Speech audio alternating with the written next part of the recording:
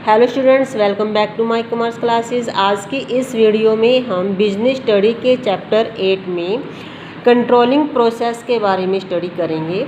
Controlling process students, मैंने पहले भी बताया है कि कंट्रोलिंग प्रोसेस यानी कि जहाँ पर भी प्रोसेस की बात आती है वहाँ पर आपने सभी जो पॉइंट्स हैं उनको स्टेप बाय स्टेप यानी कि एक सीक्वेंस में ही लिखना है, क्योंकि जो प्रोसेस है वो स्टेप बाय स्टेप चलती है। इसमें आप पॉइंट्स को जो है आगे पीछे करके नहीं लिख सकते। तो स्टूडेंट्स, पिछली वीडियो में मैंने controlling's meaning, definitions and importance of controlling के बारे में आपको जो है स्टडी कराया था। सो जिन स्टूडेंट्स ने वो वीडियो नहीं देखी है तो पहले आप उस वीडियो को देख लें ताकि आपको जो है ये वीडियो भी जो है अच्छे से समझ में आ जाए। सो कंट्रोलिंग प्रोसेस क्या होती है? Controlling is a process of determining. First of all controlling क्या होती है कि कंट्रोलिंग जो है एक प्रोसेस है जो कि what is being performed measuring its actual results to find out deviations, कि हमने जो भी एक्टिविटी परफॉर्म की है उसको मेजर करना है एक्चुअल रिजल्ट्स के साथ, ताकि हम जो है डेविएशंस फाइंड आउट कर सकें। डेविएशंस मीन्स डिफरेंसेस किसके साथ?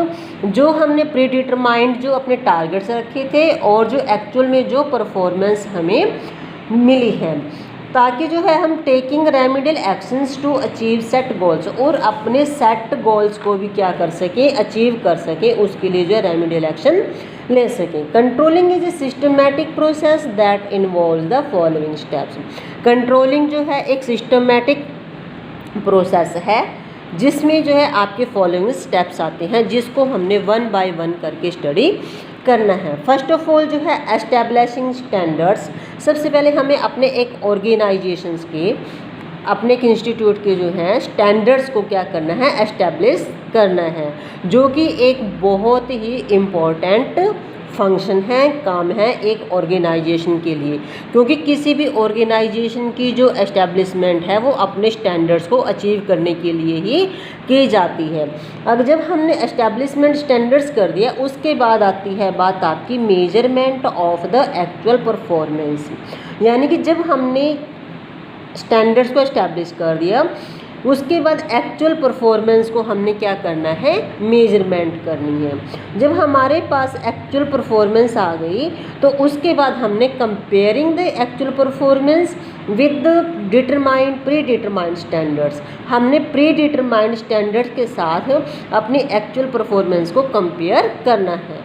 फोर्थ स्टेप से चेकिंग एंड एनालिसिस डेविएशंस। उसके बाद हमने चेक करना है कंपेयर करके कि जो स्टैंडर्ड हमने फिक्स किए थे क्या उसके अकॉर्डिंग हमारी परफॉर्मेंस है, और अगर नहीं है या कोई डेविएशंस निकलते हैं यानी कि डिफरेंसेस निकलते हैं, उसको चेक करना है। Number 5 is taking corrective actions. फिर हमने लास्ट में करेक्टिव एक्शन लेना है, और साथ में एक छोटा सा जो लास्ट में जो टॉपिक है आपके पास वो आएगा फीडबैक, कि आपने जो करेक्टिव एक्शन जो लिया था उसके बाद जो है आपकी परफॉर्मेंस जो है, आपके जो टारगेट्स हैं वो एक्चुअल में अचीव होते हैं या नहीं होते हैं। अब इन स्टेप्स को हम वन बाय वन करके क्या करेंगे, एक्सप्लेन करेंगे। First of all establishing standards. The first step in the process of controlling is setting up performance standards. सबसे पहले हमने क्या करना है, अपने परफॉर्मेंस स्टैंडर्ड्स को क्या करना है, सेटअप करना है। Standards are criterias against which actual performance would be measured. Standards क्या होता है? स्टैंडर्ड्स एक इस प्रकार का क्राइटेरिया होता है जिसको हम जो है एक्चुअल परफॉर्मेंस के साथ क्या कर सकें, मेजर कर सकें, माप सकें। Standards are both quantitative as well as qualitative in terms. Standards जो हैं आपके पास वो क्वांटिटेटिव फॉर्म में भी हो सकते हैं और वो जो है आपके पास क्वालिटेटिव फॉर्म में भी हो सकते हैं। For example, standard set in terms of cost to be incurred, revenue to be earned etcetera. यानी कि जो स्टैंडर्ड्स हमें इनकर्ड रिवेन्यूज़ के रूप में किए जाते हैं, यानी कि हमने अपनी कॉस्ट के रूप में किए गए, जैसे कि कॉस्ट जो होती है, कॉस्ट किस चीज़ में आएगी, आपकी क्वांटिटेटिव टर्म में आएगी ना कॉस्ट तो आपको क्वालिटेटिव में नहीं कर सकते। सो रिप्रेजेंट क्वांटिटेटिव स्टैंडर्ड्स, उनको हम बोल देते हैं क्वांटिटेटिव स्टैंडर्ड्स। और standards should B clear and accurate. Sometimes standards में भी क्वालिटेटिव इन नेचर, कई बार जो है आपके स्टैंडर्ड्स जो हैं वो क्वालिटेटिव नेचर के भी आपके पास होते हैं। क्वालिटेटिव मीन्स जैसे कि सच एज इम्प्रूविंग गुडविल, आप अपनी गुडविल को, कंपनी की गुडविल को इंक्रीज करना चाहते हैं, उसमें इम्प्रूव करना चाहते हैं। या फिर motivations level of the employees, अपने एम्प्लॉयज़ के मोटिवेशन लेवल को इंक्रीज करना चाहते हैं। ये इस टाइप के भी आपके स्टैंडर्ड्स हो सकते हैं। Standards should be flexible enough to be modified whenever required. Students, जो आपके ऑर्गेनाइजेशन के स्टैंडर्ड्स हैं वो क्या होने चाहिए, वो फ्लेक्सिबल होने चाहिए, बिकॉज अगर जब भी ज़रूरत पड़े तो आप उनमें जो है चेंजेस कर सकें। Second steps, measurement of actual performance. Second process जो स्टेप्स जो है आपके कंट्रोलिंग प्रोसेस का, once performance standards are set, the next step is to measure the actual performance. एक बार जब आपने जो है अपने ऑर्गेनाइजेशंस के स्टैंडर्ड्स को सेट कर दिया, डिटरमाइन कर दिया, तो उसके बाद जो है आपका नेक्स्ट स्टेप क्या बनेगा, वो बनेगा major the actual performance. Performance should be measured in an objectives and reliable manners. जो परफॉर्मेंस है वो किस रूप में मेजर करनी चाहिए, एक तो ऑब्जेक्टिव्स के रूप में या फिर रिलायबल मैनर्स, यानी कि एक अच्छे तरीके से आपने उसको मेजर करना चाहिए। Various techniques such as personal observations, sample checkings etcetera are used for measuring performance. यानी कि आपको जो परफॉर्मेंस को मेजर करना है उसके लिए आप कई टाइप्स की तकनीक्स यूज़ कर सकते हैं, जैसे कि पर्सनल ऑब्जर्वेशन। पर्सनल ऑब्जर्वेशन में क्या है कि आप वहाँ पर किसी एक व्यक्ति की जो ड्यूटी लगा देंगे, या सुपरवाइजर की ड्यूटी लगा देंगे, या किसी मैनेजर की ड्यूटी लगा देंगे कि देखना कि एम्प्लॉयज़ जो हैं वो काम जो है अपने स्टैंडर्ड के अकॉर्डिंग कर रहा है कि नहीं कर रहा है। या फिर सैम्पल चेकिंग मेथड या तकनीक से द्वारा, सैम्पल चेकिंग जो मतलब आपके वर्कर्स एम्प्लॉयज़ ने काम किया उसमें से देख लेना कि एक जैसे कि टॉयज़ की मैन्युफैक्चरिंग कंपनी है तो एक दो टॉय आपको निकाल के देख लेंगे कि ये टॉयज़ ठीक काम कर रही है या नहीं कर रही है, ठीक है या नहीं है। तो इस प्रकार जो आप उनकी परफॉर्मेंस को मेजर कर सकते हैं। Performance should be measured in same units in which standard are set. यानी कि जो परफॉर्मेंस है वो आपको सेम यूनिट में ही मेजर करनी पड़ेगी जिसमें आपने जो है स्टैंडर्ड्स आर सेट किए। फॉर एग्जांपल, आपकी मैन्युफैक्चरिंग कंपनी जो है किस चीज़ में करती है, वो यूनिट्स में प्रोडक्शन करती है। जैसे मैंने भी आपको टॉयज़ का दिया, या फिर वो तो काउंटिंग में होगा, 5000 यूनिट्स आपकी प्रोडक्शन करती है, तो यूनिट्स में ही उसकी मेजरमेंट करनी है। ऐसा नहीं कि स्टैंडर्ड्स आपके क्वांटिटेटिव में डिसाइड किए हुए हैं और आप जो उसकी परफॉर्मेंस मेजर कर रहे हैं वो क्वालिटेटिव में कर रहे हैं, तो वो आपके स्टैंडर्ड्स मेजरमेंट अच्छे से नहीं होएगी। Third point is comparison of actual performance with standards. उसके बाद थर्ड स्टेप जो आपके पास आएगा, comparison of actual performance with the standards. Such comparison will reveal the deviations between the actual and desired results. इस प्रकार जो है कंपैरिजन करके एक्चुअल परफॉर्मेंस की स्टैंडर्ड्स के साथ, एक्चुअल स्टैंडर्ड के साथ, फिर हमारे पास यहाँ से क्या फाइंड आउट होएगा, डेविएशंस फाइंड आउट होंगे। डेविएशंस आपके अच्छे भी आ सकते हैं, पॉजिटिव और नेगेटिव भी। तो डेविएशंस का मतलब क्या है, अगर तो जो स्टैंडर्ड्स आपने सेट किए थे वो आपके जो है ईजिली रिकवर हो जाते हैं, तो इट मीन्स क्या है, इट मीन्स है कि आपकी जो डेविएशंस है वो अच्छे हैं, मतलब आपको ठीक है, रिजल्ट ठीक है। कई बार जो है आपको रिजल्ट्स उससे ज़्यादा अच्छे मिल जाते हैं कि जो आपने स्टैंडर्ड्स डिसाइड किए थे उससे ज़्यादा प्रोडक्शंस हो जाती है, तो उसका मतलब है कि आपकी जो है काम करने का तरीका अच्छा है। कई बार जब डेविएशंस कम आ जाते हैं, डिफरेंसेस ज़्यादा आ जाते हैं कि जितना स्टैंडर्ड आपने डिसाइड किया था, जैसे कि 5000 यूनिट आपने सेट किए थे लेकिन प्रोडक्शन हुई आपकी 4000 यूनिट्स की, तो 1000 यूनिट्स क्यों नहीं हुए, तो इस चीज़ को आपने कंपेयर करना कि ये डिफरेंस आया तो क्यों आया, ठीक है। Comparison became easily when standards are set in quantitative terms. और आपको ये बात ध्यान में रखना, जब आपके स्टैंडर्ड्स क्वांटिटेटिव टर्म्स में होते हैं तो उसको जो है हम ईजिली जो है क्या कर सकते हैं, डिफाइन कर सकते हैं।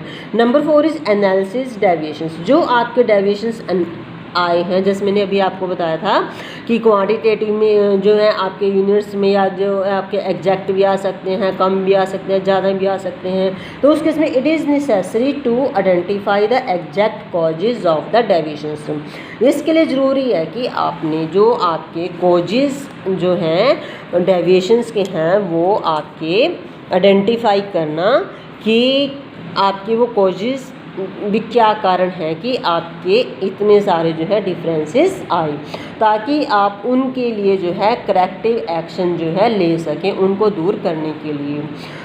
तो करेक्टिव एक्शंस के लिए in this regard managers use critical points control and management by exceptions to eliminate the deviations.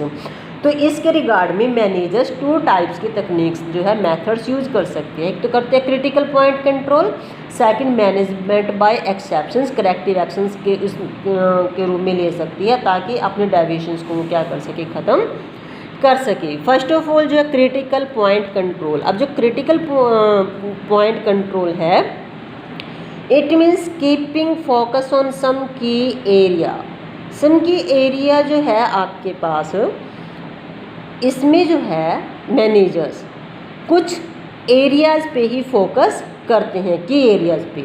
If there is any deviation in this key area then it must be attended urgently. एक जो area है उसको वो fix कर देते हैं और देखते हैं कि वहाँ पर जो डेविएशंस अगर आते हैं तो वहाँ पर इमीडिएटली उनको जो है अर्जेंटली जो है क्या करना पड़ेगा, एक्शन लेना पड़ेगा, अटेंशन लेनी पड़ेगी। Keys area are those which have impact on whole organisation. Keys area वो एरिया होता है जिसका जो है पूरे के पूरे ऑर्गेनाइजेशन पर बहुत ज़्यादा इफेक्ट पड़ता है। For example in a manufacturing organisations an increase of 5% in the labour cost may be more troublesome than at 15% increase postal charges. देखो एक मैन्युफैक्चरिंग ऑर्गेनाइजेशंस है उसमें अगर 5% जो है आपकी लेबर कॉस्ट जो है वो इंक्रीज़ हो जाती है, वो जो है आपके ऑर्गेनाइजेशन के लिए ज़्यादा प्रॉब्लम वाली होएगी, ना कि 15% इंक्रीज पोस्टल चार्जेस की जो आपके पास चेंजेस है वो ट्रबलसम होएगी। बिकॉज क्योंकि देखो जब यहाँ पे 5% लेबर कॉस्ट है, क्योंकि आपके ऑर्गेनाइजेशन में काम कौन करता है, लेबर करती है।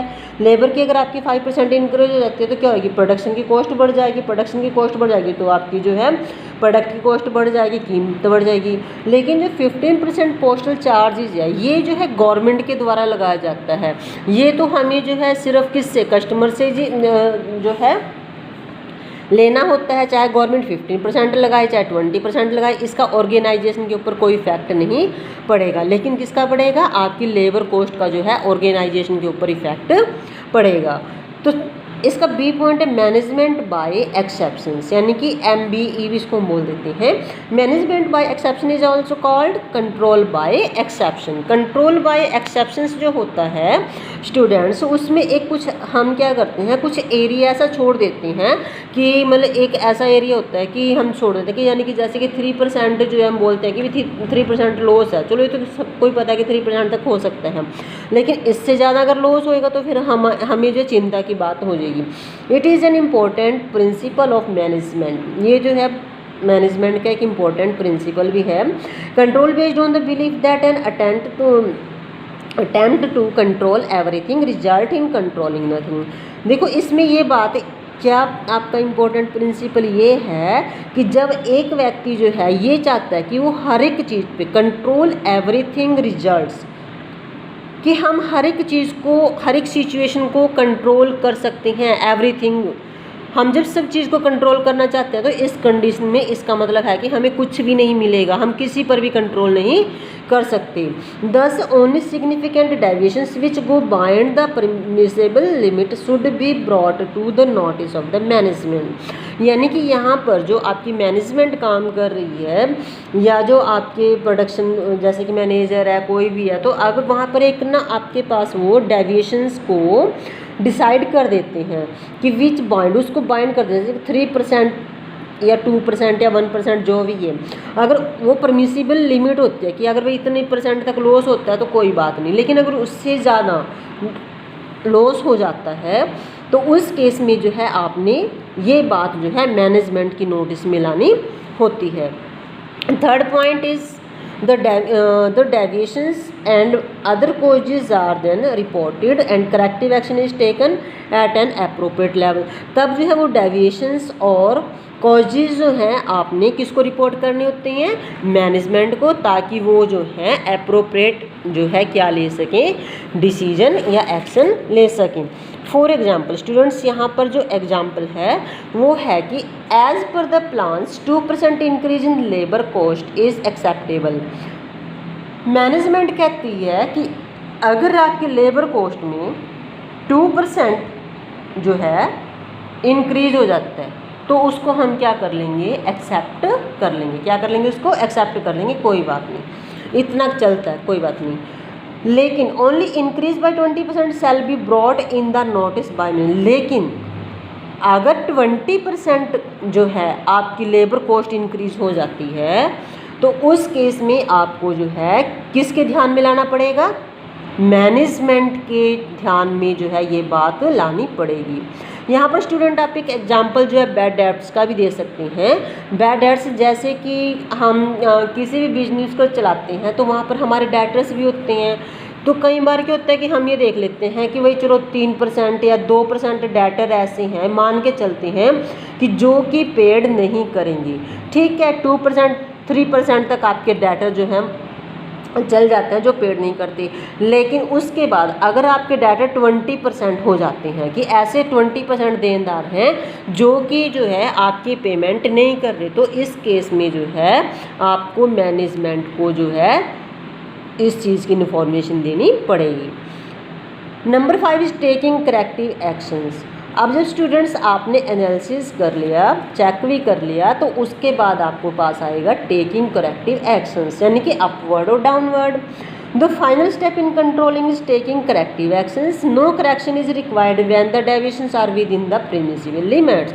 जो टारगेट आपने सेट किए, जो भी आपने स्टैंडर्ड सेट किए, अगर वो आपके अचीव्ड हो जाते हैं उतने ही वे से उतने ही, तो कोई भी करेक्शन की ज़रूरत नहीं है। However when the deviations go bind the acceptable range, जब आपकी डेविएशंस एक्सेप्टेबल रेंज से बाइंड ऊपर चले जाते हैं, यानी कि जैसे मैंने भी आपको एग्जांपल दिया था 2% 3% वाला, तो particularly in the important areas it demands immediately managerial attentions to eliminate the deviations. तो निश्चित ही आपने तब वो जो डेविएशंस हैं ये इस बात की डिमांड करते हैं कि आपको मैनेजमेंट को जो है इसकी सूचना देनी पड़ेगी ताकि वो जो है उन डेविएशंस को एलिमिनेट कर सकें करेक्टिव एक्शन लेके। In case the deviation can not be corrected, अगर कई बार ऐसा होता है कि हम डेविएशंस को ख़त्म ही नहीं कर पाते, उसको इम्प्रूव ही नहीं कर पाते, तो उस केस में क्या होगा, managerial action the standards have to be revise. तो मैनेजमेंट को अपने स्टैंडर्ड्स ही रिवाइज्ड करने पड़ेंगे, स्टैंडर्ड्स ही उसको जो है अपने चेंज करने पड़ेंगे। एट द लास्ट है आपके पास feedback. It enables the feedback, last जो आपकी प्रोसेस का पॉइंट है that is the feedback. It enables the managers to know the impact of our actions without it all the steps performed earlier, यानी कि इससे ही पता चलता है कि मैनेजर्स ने कि इम्पैक्ट ऑफ आवर एक्शन, कि हमारे जो एक्शन लिए, करेक्टिव एक्शन लिए, उसका क्या इफेक्ट पड़ा, और without it all the steps, feedback के बिना सभी के सभी आपके जो स्टेप्स थे performed earlier have been wastage of time. वो किस प्रकार होंगे आपके पास कि आप अपने टाइम को वेस्ट कर रहे हो, अपने एफर्ट्स को वेस्ट कर रहे हो और अपने मनी को वेस्ट कर रहे हो। सो स्टूडेंट्स यहाँ पर फीडबैक भी बहुत ज़रूरी है, जो कि last steps of the controlling process है। स्टूडेंट्स ये जो चैप्टर था आज आपका ख़त्म हो गया है, ये लास्ट टॉपिक था, क्योंकि इसमें जो लिमिटेशंस हैं वो भी आपके टॉपिक में नहीं है, आपके सिलेबस में नहीं है, और उसका जो relation between controlling and planning जो है 2020 और 21 में भी नहीं, वो भी नहीं है। सो स्टूडेंट्स आज आपका लास्ट टॉपिक यहाँ पे ख़त्म हो गया है। मुझे उम्मीद है कि आपको ये टॉपिक भी अच्छे से समझ में आ गया होगा। सो आप जो हैं ये नोट्स भी साथ के साथ प्रिपेयर करते रहें। अगर आपको किसी भी बात की कोई प्रॉब्लम है, कोई पॉइंट समझ में नहीं आता, सो प्लीज़ आप जो है कमेंट दे के पूछ सकते हैं, या फिर जो है आप मेरे पास जो है कॉल भी कर सकते हैं, मेरा नंबर भी है इसमें। सो स्टूडेंट्स प्लीज़ मुझे मोटिवेट करने के लिए प्लीज़ मेरी वीडियोज़ को लाइक, शेयर एंड सब्सक्राइब ज़रूर करें। Thank you.